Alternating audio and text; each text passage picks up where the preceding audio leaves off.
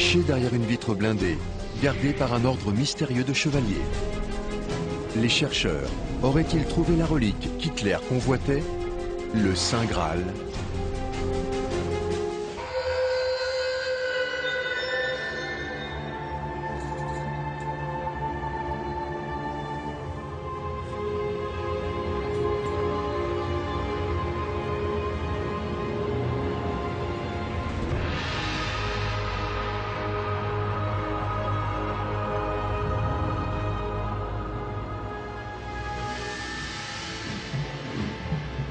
Dans les rues étroites de Valence, en Espagne, une procession d'hommes masqués.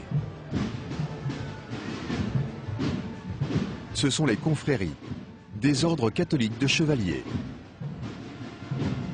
Beaucoup de celles-ci ont été fondées au Moyen Âge. L'utilisation des capuches ou cagoules remonte à l'Inquisition espagnole. Les différents ordres de chevaliers portent des couleurs distinctes. Les chevaliers en noir emmènent un personnage habillé comme le Christ. Mais la foule ici attend les chevaliers blancs. Ce sont les membres de la confrérie de la coupe sacrée du dernier repas. La relique qu'ils vénèrent est, d'après eux, le Saint Graal. Cet objet fascine l'auteur du Graal, Janice Bennett. Le calice sacré est l'une des reliques les plus importantes du monde entier. Les gens d'ici pensent que ce calice est la vraie coupe utilisée par le Christ au dernier repas.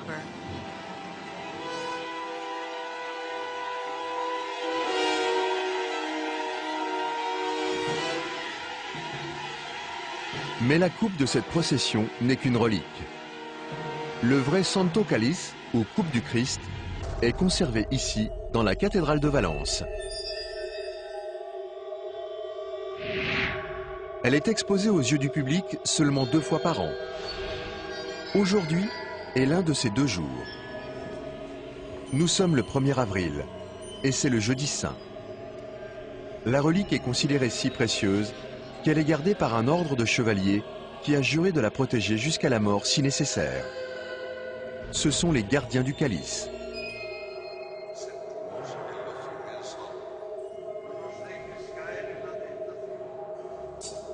Il existe une vive controverse sur l'existence même du Saint Graal.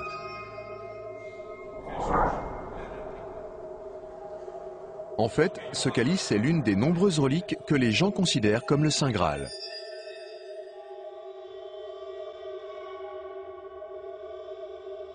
À travers l'histoire, les Graals ont dû être protégés des chasseurs les plus diaboliques et sans pitié.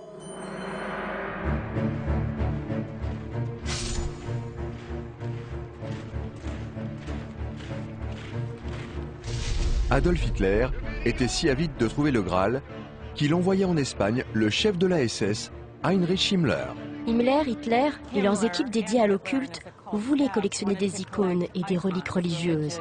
Ils les pensaient capables de leur donner des pouvoirs. Mais selon la légende, le calice du Saint Graal possède aussi des pouvoirs sombres. En 1744, un prêtre a fait tomber le Saint Calice. Il s'est cassé en 4 morceaux. La coupe a été réparée. Mais en l'espace de quelques jours, le prêtre mourut.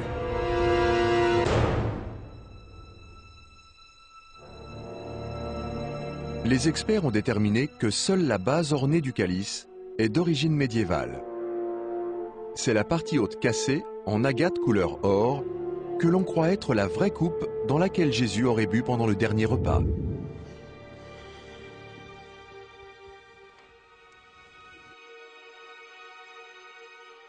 Janice Bennett est venue ici pour voir si le calice de Valence est vraiment la coupe du dernier repas dont on parle dans la Bible.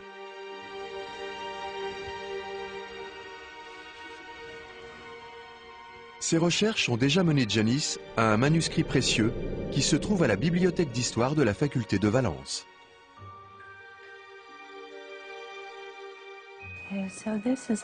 Alors voici la traduction d'un document en latin qui date du VIe siècle. Il relate comment, sous l'empereur Valérien en l'an 258, le pape a été contraint de rendre les possessions de l'Église. D'après le manuscrit, l'une de ces possessions fut la coupe utilisée par le Christ lors du dernier repas. Si c'est le cas, Saint Laurent l'aurait sortie clandestinement de Rome où elle était gardée. Certains pensent qu'à l'origine, elle fut emmenée de Jérusalem à Rome par Saint Pierre et qu'elle aurait été par la suite protégée par les papes successifs. Mais Saint Laurent, sous le nez de l'empereur romain du IIIe siècle, aurait réussi à envoyer secrètement les reliques catholiques en Espagne. El cáliz en que Cristo nuestro bien y maestro consagró su preciosa sangre la noche de la cena.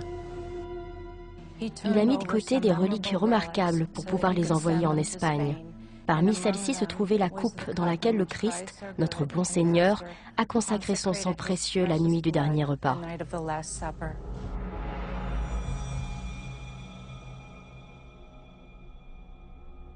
Donc, ce tout petit manuscrit situe la coupe en Espagne au IIIe siècle.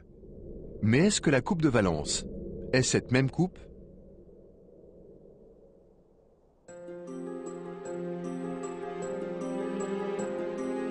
Pour en savoir plus, Janice a besoin de voir si le Saint Calice est le genre de coupe qui aurait pu être utilisé dans la Jérusalem du 1er siècle. Pour cela, elle a besoin d'aide. La recherche du Graal part maintenant vers la Terre Sainte.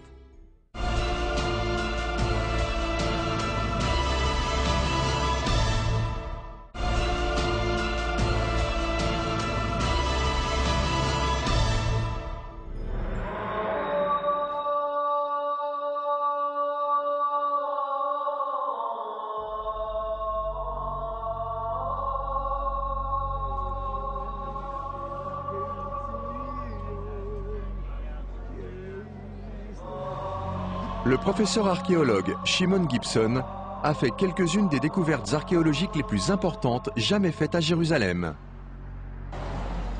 Il vit et travaille à Jérusalem depuis 35 ans et a réussi à construire une image détaillée de cette ville au 1er siècle, entièrement basée sur des preuves archéologiques. Les reliques étaient souvent réalisées par les églises pour gagner un revenu provenant des pèlerins voyageant en Terre Sainte. Janice se demande ce que Shimon pensera du calice de Valence. Je vois qu'il y a une séparation qui peut être faite entre la tasse qui est au-dessus et le pied, la partie inférieure. Nous savons que la partie inférieure du calice a été réalisée dans la période médiévale. Mais le bol lui-même a l'air d'être tout à fait dans le style romain. Ce genre de rouleau sphérique avec une ligne qui est immédiatement au-dessous du rebord, ces larges bases évasées et plates sont typiques de la vaisselle romaine en calcaire que nous connaissons au 1er siècle, à l'époque où Jésus était à Jérusalem. Dans les représentations de la scène, le Graal est généralement dépeint comme étant en métal précieux, parfois en bois. Mais le calice de Valence est en pierre. Cependant, une découverte récente du professeur Gibson suggère que la pierre peut être en effet le matériau le plus probable pour une coupe de cérémonie. Cette coupe est la seule coupe entière de rituel avec une incantation ou une prière gravée dessus à avoir été découverte à Jérusalem et datant de l'époque du Christ. C'était tout à fait étonnant que, lorsque cette coupe a été découverte, on pouvait voir sur les côtés une inscription Adonai Shavdi, ce qui signifie Seigneur, je suis revenu, ou je suis venu. Selon le professeur Gibson, un bol en pierre aurait vraisemblablement été utilisé pour un rituel religieux ou une fête. Au 1er siècle, c'était à la mode de faire des récipients en pierre. La raison, c'est que la pureté était une grande préoccupation pour les gens de cette époque. En particulier à Jérusalem, qui était, après tout, la cité de Dieu, où la pierre était bien sûr un matériau naturel, contrairement au verre ou la poterie, qui étaient des produits fabriqués par l'homme. C'est une trouvaille unique, c'est incroyable de l'avoir trouvée dans les fouilles. Le calice de Valence ne ressemble en rien à la coupe de Jérusalem, mais elle ressemble à d'autres tasses de pierre de cette époque. Certains de ces récipients de pierre proviennent de fouilles. Mais est-ce que le professeur Gibson peut trouver autre chose dans le style du calice de Valence ? Et ici, nous avons un bol qui est en fait très similaire à celui fait en agate. Il est sphérique et comporte une rainure juste en dessous du rebord. Donc c'est assez proche de la coupe en agate.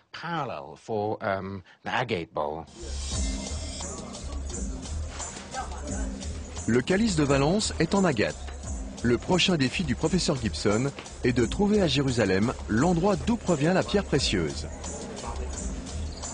Sa recherche le mène dans l'un des plus anciens marchés de la ville.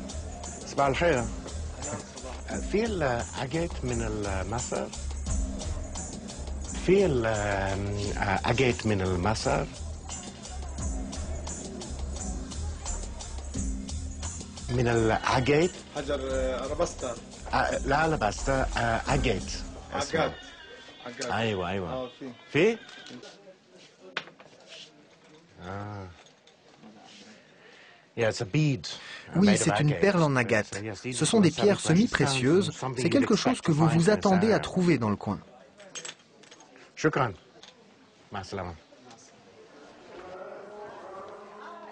L'Égypte est l'endroit le plus proche où l'on trouve de l'agate, comme cela était très probablement le cas dans les anciens temps, lorsque Jérusalem était un centre de commerce animé du Moyen-Orient. Mais l'agate est une pierre semi-précieuse. On ne sait pas ce que Jésus et les apôtres auraient fait avec une tasse d'une telle valeur. Ce que beaucoup de gens ne réalisent pas, c'est que Jésus a loué une chambre à Jérusalem pour la dernière scène. Par conséquent, il semble raisonnable que leur bol et les autres ustensiles utilisés pour la scène aient pu appartenir au propriétaire du bâtiment dans lequel le dernier souper a eu lieu. De toute évidence, une coupe en agate aurait pu être utilisée dans le cadre d'un dîner fait à cette période. Bien sûr, il est impossible de prouver si ce calice est ou non la coupe réellement utilisée par le Christ. La science et la foi ont toujours eu un avis divergent sur cette question. De retour en Espagne, la quête du Saint Graal de Janice Bennett doit prendre une nouvelle direction. Une direction qui implique le chasseur de Graal le plus sinistre de l'histoire moderne. Adolf Hitler était obsédé par l'idée du Graal. Il croyait, comme beaucoup d'autres, que le Graal possédait des pouvoirs mystérieux. Son personnel, dédié aux affaires occultes, croyait que le Graal était caché en Espagne et que l'indice clé se trouvait dans l'un des opéras wagnériens préférés d'Hitler, Parsifal.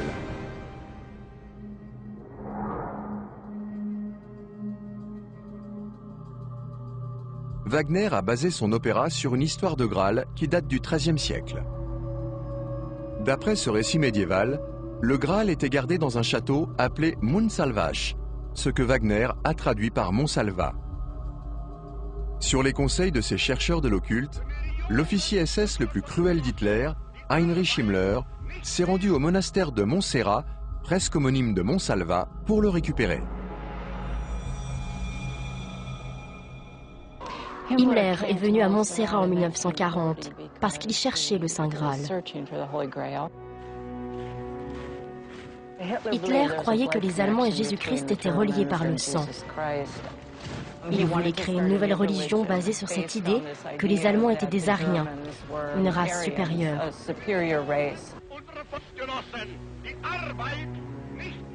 Il croyait que le Saint Graal lui conférerait des pouvoirs surnaturels et la capacité de gagner la guerre. Même si ce n'est qu'une histoire parmi d'autres concernant la localisation du Graal, Hitler croyait que la légende de Parsifal le mènerait à la coupe. Mais Himmler n'a jamais trouvé le Graal. Michael Heisemann est chercheur en énigmes et a publié plusieurs livres renommés sur les reliques sacrées. Il croit lui aussi que l'histoire de Parsifal contient des indices. Michael, je crois que Himmler est venu en Espagne en 1940 à la recherche du Graal. Oui, c'est bien ça. Il avait une équipe d'occultistes au sein des SS. Un bureau entier y était dédié. Dans le Parsifal de Wolfram von Eschenbach, la première description du Saint Graal en langue allemande, le château s'appelle Montsalvasch. Puisque Montserrat sonne un peu pareil, il pensait que le Graal s'y trouvait, mais ce n'était pas le cas. Sur la base de cette source, Heisemann pense que les nazis cherchaient dans le mauvais monastère. et il a interprété des indices quant à sa localisation possible.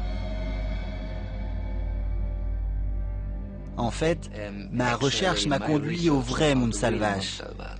Vous voyez, il est inscrit ici que le nom du château du Graal était Montsalva. Il se trouve qu'il y a une montagne qui s'appelle Mont Salvatoris en latin, ou dans la langue de la région des Pyrénées du XIIe siècle, Montsalvache. En plus, dans un conte, Parsifal décrit le Graal non pas comme une coupe, mais comme une pierre. Hesemann pense que ceci fait peut-être référence à la pierre du calice de Valence. Alors, quels indices dans Parsifal laissent penser que ce monastère était le château du Graal? Wolfram von Eschenbach dit qu'il y a beaucoup d'ermitages autour du château du Graal. Trouvez une paroi rocheuse et il se trouve juste devant. Et dans la petite chapelle, on gardait la relique du Saint Graal habituellement. La procession montait les marches et entrait dans l'église. Le frère musulman de Parsifal a été baptisé avec de l'eau vive, autrement dit de l'eau qui coulait de la source. Ça n'existe normalement pas dans une église. Le Parsifal serait en fait une sorte de carte au trésor, et si l'on suit toutes les informations topographiques et les informations géographiques qui sont données là-dedans, on peut le trouver.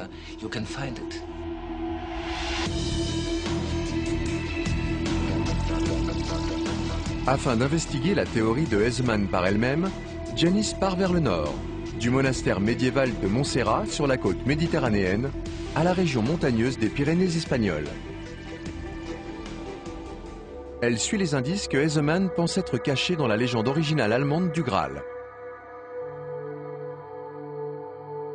S'il est vrai que le château du Graal décrit dans Parsifal se trouve au mont Salvatoris, ce sera un développement extraordinaire pour Janice.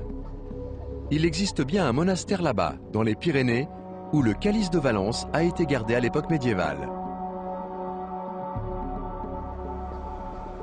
Mais selon la légende de Parsifal, Janice devrait être sur la piste d'un endroit qui s'appelle Montsalvache. Michael Hesemann estime que cette montagne était connue au Moyen-Âge comme le Mont Salvage, un nom remarquablement similaire au château du Graal dans la légende de Parsifal. Mais Janice veut savoir si les locaux connaissent encore ce nom ancien. Bonjour. Je cherche la montagne Montsalvache. Montsalvache? Merci.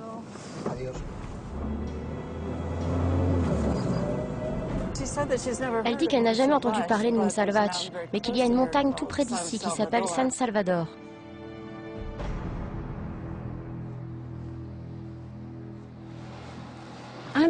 Avez-vous entendu parler de la montagne Montsalvache? Montsalvache. Non? Non? Avez-vous entendu parler de la montagne Montsalvache? Non? Merci. Personne ne semble reconnaître l'ancien nom de Montsalvache. Alors, Janice va au musée de la ville pour rencontrer un guide local qui connaît l'histoire du secteur. Monsieur, je cherche la montagne Montsalvache. Vous connaissez? Montsalvache, Montsalvache. ça pourrait être par ici. On l'appelait San Salvador. Avant, au IIe siècle, à l'époque d'Alphonse Ier, en occitan, San Salvador s'appelait Montsalvache. Ah, merci beaucoup. Quand j'ai mentionné le mot allemand Montsalvache, il l'a compris tout de suite. Comme Montsalvache, en dialecte local du XIIe siècle. Après avoir confirmé qu'il pouvait bien s'agir de la bonne région, Janice part en quête de ce que Hesemann pensait être la résidence du Graal. Elle est en route pour le monastère médiéval local de San Juan de la Peña avec ses notes sur l'interprétation de Michael Hesemann du manuscrit de Parsifal. Serait-ce le site du château légendaire du Graal? Le château du Graal était situé dans une zone montagneuse sauvage, rocheuse et boisée. On dirait que cela correspond tout à fait. Hesemann affirme que la légende de Parsifal signale aussi l'existence de beaucoup d'ermitages ou de petites chapelles autour du château du Graal.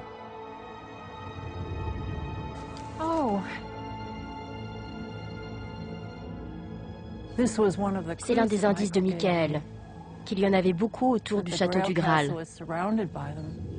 Les notes de Hesemann sur Parsifal décrivent l'endroit où l'on gardait le Graal comme étant situé devant une paroi rocheuse, ce qui est peu commun pour un monastère. Mais c'est exactement ce que trouve Janice Bennett.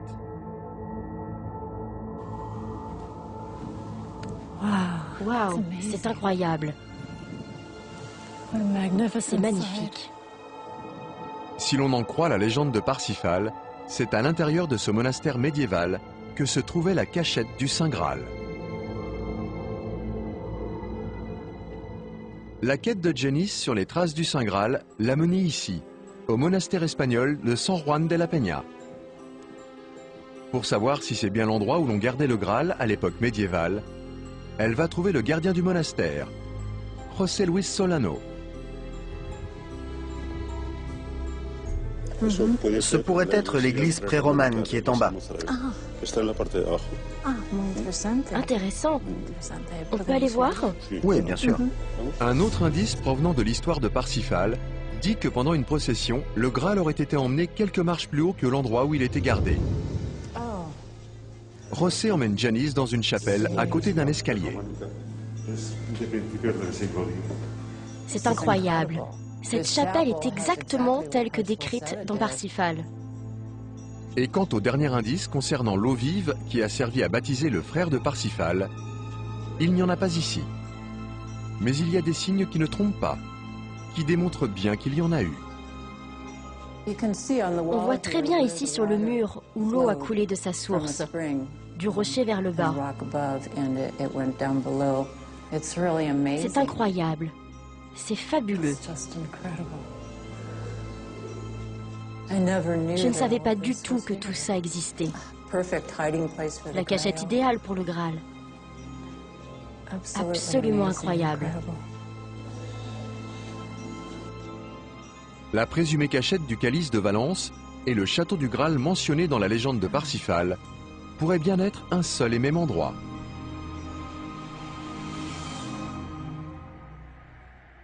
L'histoire de Parsifal raconte comment il a monté un escalier vers une grande salle et a été témoin d'une procession transportant le Graal à travers une porte.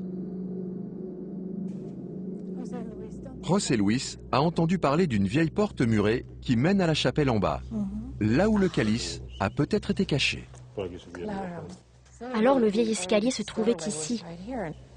Les moines auraient transporté le Graal ici pour que les fidèles l'adorent. Les autels sont là. Ils auraient placé le Graal par là.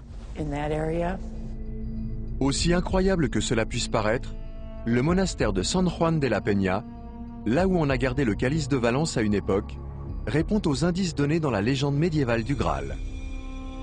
C'est ici que les fidèles seraient venus pour vénérer le Graal. Janice est convaincue que ces similitudes sont autant de preuves supplémentaires que le calice de Valence, plus qu'aucun autre Graal potentiel, est la vraie coupe du dernier repas.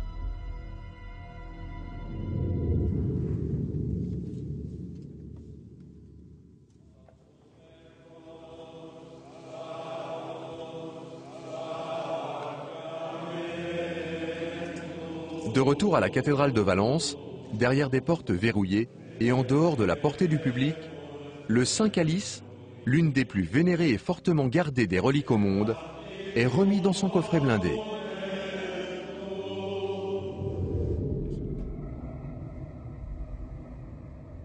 Mais une fois les foules parties, dans une chapelle privée, Janice a obtenu l'autorisation spéciale de l'archevêque de Valence et de la confrérie du Saint-Calice de regarder le Graal d'un peu plus près. Le modèle du Santo Calice, avec son bol en pierre, est le même que d'autres coupes utilisées à l'époque du Christ.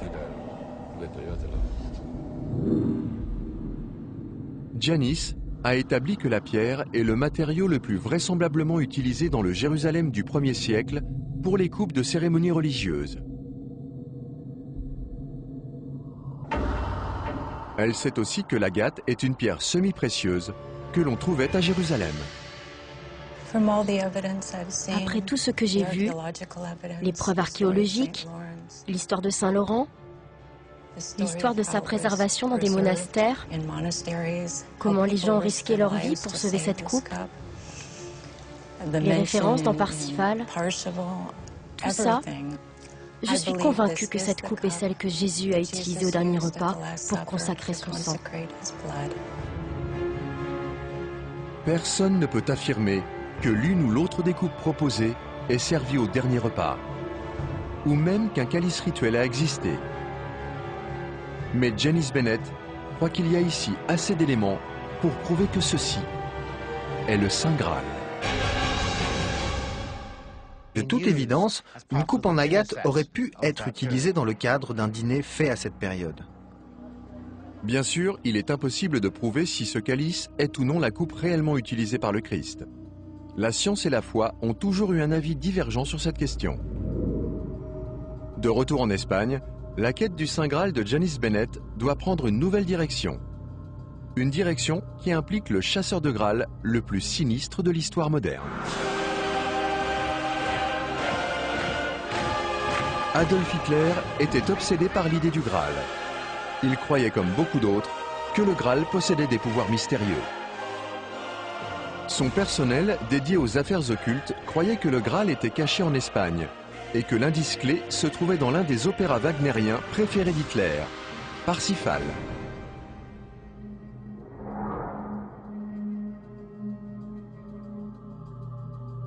Wagner a basé son opéra sur une histoire de Graal qui date du XIIIe siècle.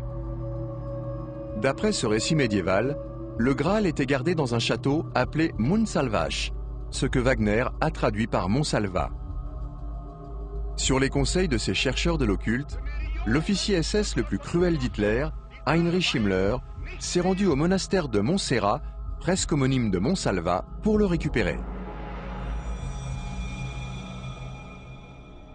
Himmler est venu à Montserrat en 1940 parce qu'il cherchait le Saint Graal. Hitler croyait que les Allemands et Jésus-Christ étaient reliés par le sang. Il voulait créer une nouvelle religion basée sur cette idée que les Allemands étaient des Aryens, une race supérieure.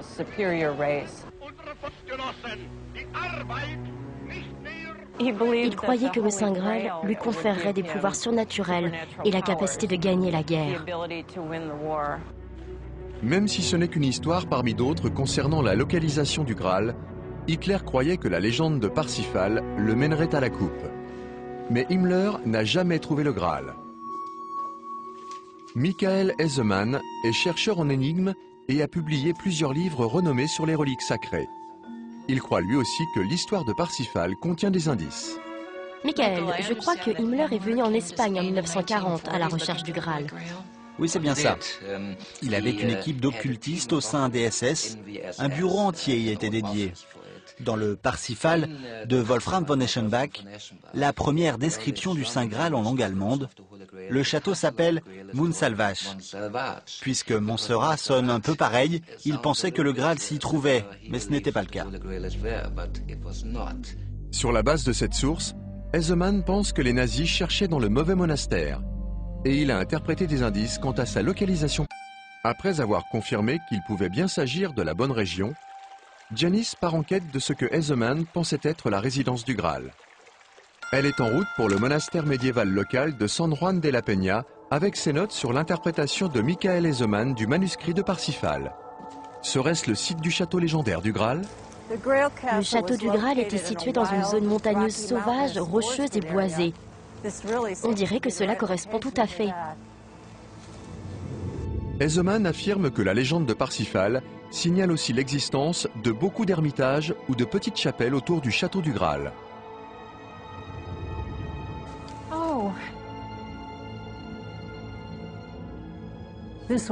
C'est l'un des indices de Michael, qu'il y en avait beaucoup autour du château du Graal.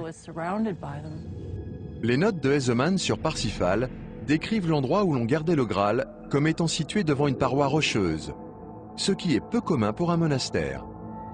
Mais c'est exactement ce que trouve Janice Bennett.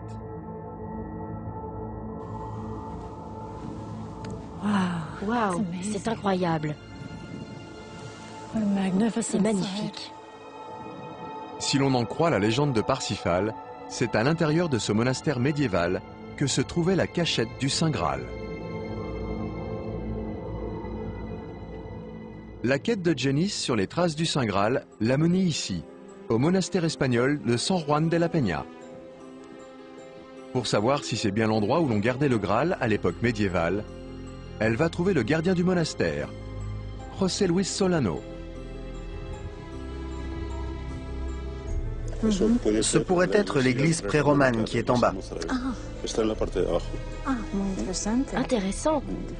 On peut aller voir? Oui, bien sûr. Un autre indice provenant de l'histoire de Parsifal dit que pendant une procession, le Graal aurait été emmené quelques marches plus haut que l'endroit où il était gardé. José emmène Janice dans une chapelle à côté d'un escalier. C'est incroyable. Cette chapelle est exactement telle que décrite dans Parsifal. Et quant au dernier indice concernant l'eau vive qui a servi à baptiser le frère de Parsifal, il n'y en a pas ici. Mais il y a des signes qui ne trompent pas, qui démontrent bien qu'il y en a eu. On voit très bien ici sur le mur où l'eau a coulé de sa source, du rocher vers le bas. C'est incroyable. C'est fabuleux. Je ne savais pas du tout que tout ça existait. La cachette idéale pour le Graal. Absolument incroyable.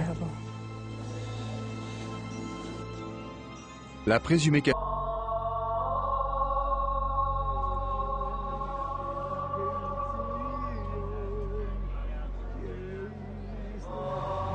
Le professeur archéologue Shimon Gibson a fait quelques-unes des découvertes archéologiques les plus importantes jamais faites à Jérusalem.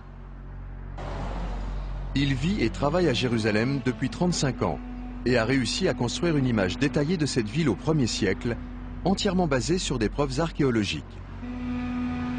Les reliques étaient souvent réalisées par les églises pour gagner un revenu provenant des pèlerins voyageant en Terre Sainte. Janice se demande ce que Shimon pensera du calice de Valence. Je vois qu'il y a une séparation qui peut être faite entre la tasse qui est au-dessus et le pied, la partie inférieure. Nous savons que la partie inférieure du calice a été réalisée dans la période médiévale. Mais le bol lui-même a l'air d'être tout à fait dans le style romain. Ce genre de rouleau sphérique avec une ligne qui est immédiatement au-dessous du rebord, ces larges bases évasées et plates sont typiques de la vaisselle romaine en calcaire que nous connaissons au 1er siècle, à l'époque où Jésus était à Jérusalem.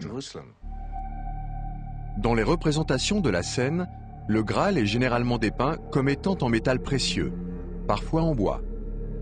Mais le calice de Valence est en pierre. Cependant, une découverte récente du professeur Gibson suggère que la pierre peut être en effet le matériau le plus probable pour une coupe de cérémonie. Cette coupe est la seule coupe entière de rituel avec une incantation ou une prière gravée dessus à avoir été découverte à Jérusalem et datant de l'époque du Christ. C'était tout à fait étonnant que, lorsque cette coupe a été découverte, on pouvait voir sur les côtés une inscription Adonai Shavdi, ce qui signifie Seigneur, je suis revenu, ou je suis venu. Selon le professeur Gibson, un bol en pierre aurait vraisemblablement été utilisé pour un rituel religieux ou une fête. Au 1er siècle, c'était à la mode de faire des récipients en pierre. La raison, c'est que la pureté était une grande préoccupation pour les gens de cette époque. En particulier à Jérusalem, qui était, après tout, la cité de Dieu, où la pierre était bien sûr un matériau naturel, contrairement au verre ou la poterie, qui étaient des produits fabriqués par l'homme. C'est une trouvaille unique, c'est incroyable de l'avoir trouvée dans les fouilles. Le calice de Valence ne ressemble en rien à la coupe de Jérusalem, mais elle ressemble à d'autres tasses de pierre de cette époque. Certains de ces récipients de pierre proviennent de fouilles. Mais est-ce que le professeur Gibson peut trouver autre chose dans le style du calice de Valence? Et le gardien du monastère, José Luis Solano. Ce pourrait être l'église pré-romane qui est en bas. Intéressant. On peut aller voir? Oui, bien sûr. Un autre indice provenant de l'histoire de Parsifal dit que pendant une procession, le Graal aurait été emmené quelques marches plus haut que l'endroit où il était gardé. José emmène Janice dans une chapelle à côté d'un escalier. C'est incroyable. Cette chapelle est exactement telle que décrite dans Parsifal. Et quant au dernier indice concernant l'eau vive qui a servi à baptiser le frère de Parsifal, il n'y en a pas ici. Mais il y a des signes qui ne trompent pas, qui démontrent bien qu'il y en a eu. On voit très bien ici sur le mur où l'eau a coulé de sa source, du rocher vers le bas. C'est incroyable. C'est fabuleux. Je ne savais pas du tout que tout ça existait. La cachette idéale pour le Graal. Absolument incroyable. La présumée cachette du calice de Valence et le château du Graal mentionné dans la légende de Parsifal pourraient bien être un seul et même endroit.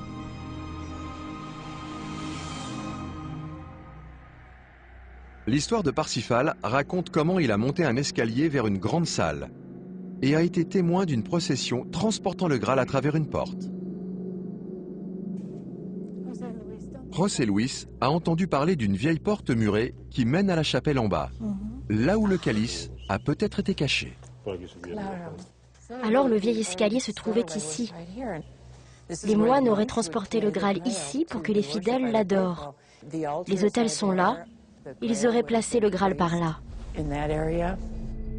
Aussi incroyable que cela puisse paraître, le monastère de San Juan de la Peña, là où on a gardé le calice de Valence à une époque, répond aux indices donnés dans la légende médiévale du Graal. C'est ici que les fidèles seraient venus pour vénérer le Graal. Janice est convaincue que ces similitudes sont autant de preuves supplémentaires que le calice de Valence, plus qu'aucun autre Graal potentiel, est la vraie coupe du dernier repas.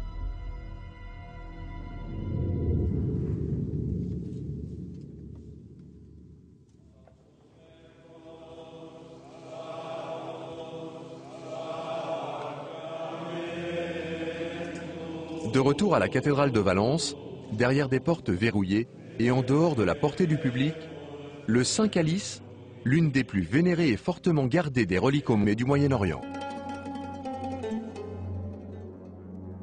Mais l'agate est une pierre semi-précieuse. On ne sait pas ce que Jésus et les apôtres auraient fait avec une tasse d'une telle valeur.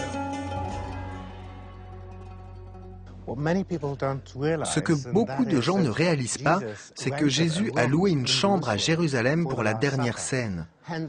Par conséquent, il semble raisonnable que leur bol et les autres ustensiles utilisés pour la scène aient pu appartenir au propriétaire du bâtiment dans lequel le dernier souper a eu lieu. De toute évidence, une coupe en agate aurait pu être utilisée dans le cadre d'un dîner fait à cette période.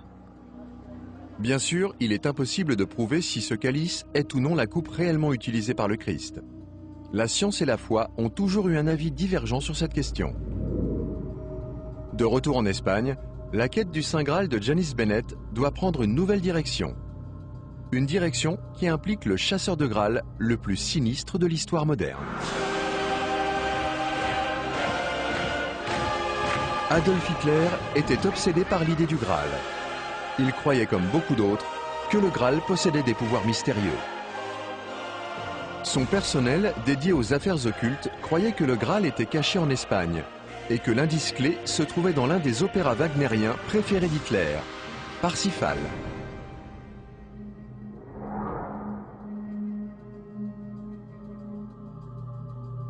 Wagner a basé son opéra sur une histoire de Graal qui date du XIIIe siècle.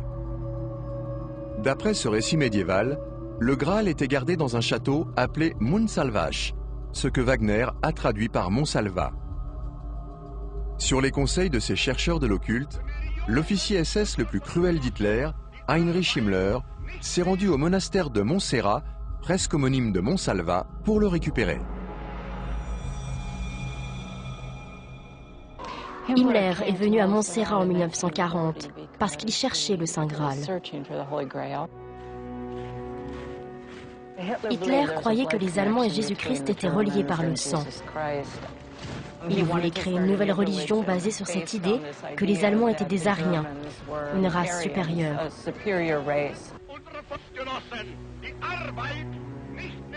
Il croyait que le Saint Graal lui conférerait des pouvoirs surnaturels et la capacité de gagner la guerre. Même si ce n'est qu'une histoire parmi d'autres concernant la localisation du Graal, Hitler croyait que la légende de Parsifal le mènerait à la coupe. Mais Himmler n'a jamais trouvé le Graal. Michael Hesemann est chercheur en énigmes et a publié plusieurs livres renommés sur les reliques sacrées. Il croit lui aussi que l'histoire de Parsifal contient des espaces de quelques jours. Le prêtre mourut.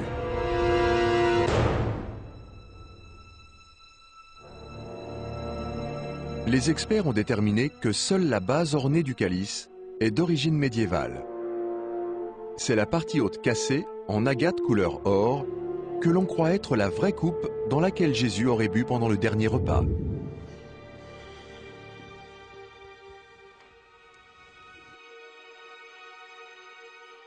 Janice Bennett est venue ici pour voir si le calice de Valence est vraiment la coupe du dernier repas dont on parle dans la Bible.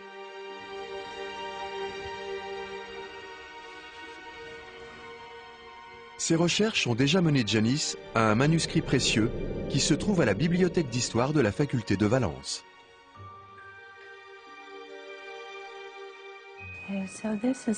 Alors voici la traduction d'un document en latin qui date du VIe siècle. Il relate comment, sous l'empereur Valérien en l'an 258, le pape a été contraint de rendre les possessions de l'Église. D'après le manuscrit, l'une de ces possessions fut la coupe utilisée par le Christ lors du dernier repas. Si c'est le cas, Saint Laurent l'aurait sortie clandestinement de Rome où elle était gardée. Certains pensent qu'à l'origine, elle fut emmenée de Jérusalem à Rome par Saint Pierre et qu'elle aurait été par la suite protégée par les papes successifs. Mais Saint Laurent, sous le nez de l'empereur romain du IIIe siècle, aurait réussi à envoyer secrètement les reliques catholiques en Espagne. El cáliz en que Cristo nuestro bien y Maestro consagró su preciosa sangre la noche de la cena. Il a mis de côté des reliques remarquables pour pouvoir les envoyer en Espagne. Parmi celles-ci se trouvait la coupe dans laquelle le Christ, notre bon Seigneur, a consacré son sang précieux la nuit du dernier repas.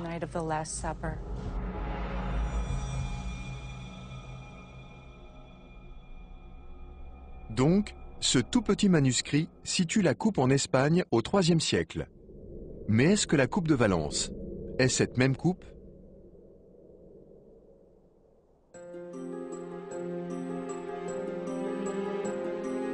Pour en savoir plus, Janice a besoin de voir si le Saint Calice est le genre de coupe qui aurait pu être utilisé dans la Jérusalem du 1er siècle. Pour cela, elle a besoin d'aide. La recherche du Graal part maintenant vers la Terre Sainte.